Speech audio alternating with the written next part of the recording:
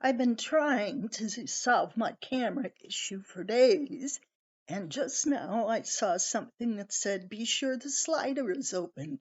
I didn't know there was a slider, but it turns out there's a little thing that goes over the camera and blocks it. And I had no clue that it even existed, so how it got slid the wrong direction, I don't know. What I've been trying to say for a couple of days, unsuccessfully, is that there are two main elements to this grief thing after you've lost your spouse. There's the generalized loneliness. Um, all of a sudden, things that you did as a couple, you're doing by yourself. You eat alone, you go to bed alone, you get up alone, you walk to church alone, you make decisions alone. Um, and life gets pretty lonely.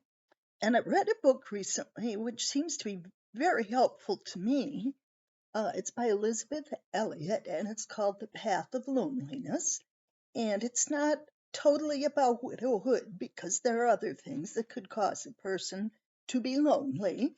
But she, of course, was widowed twice, and she does deal with the loneliness of widowhood in this book. And I found that to be quite helpful.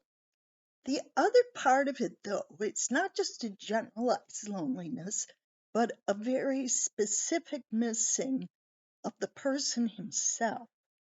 Um, I would love to be able to talk to my husband about some things, to get his perspective, to use him as a sounding board. Um, was just something about his presence um, as a person beyond the general aloneness of the situation. Our lives were just all tangled up in each other's lives.